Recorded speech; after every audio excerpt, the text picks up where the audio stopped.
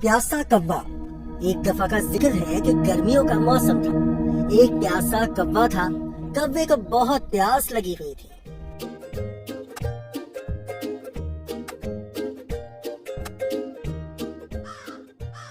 हाय, थोड़ा पानी मिल जाए तो अच्छा रहेगा। वो पानी की तलाश में इधर उधर उड़ रहा था, मगर उसको कहीं भी पानी ना मिला। आखिरकार वो एक बाग में पहुंचा। वहाँ उसने पानी का एक घड़ा देखा।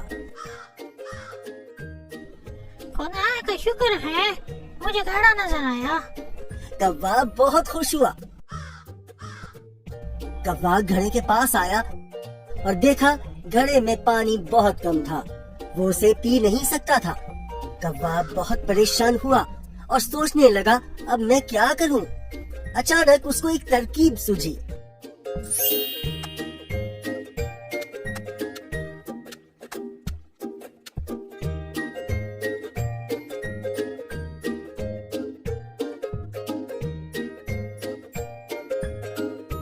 पास ही कंकरियां पड़ी थी।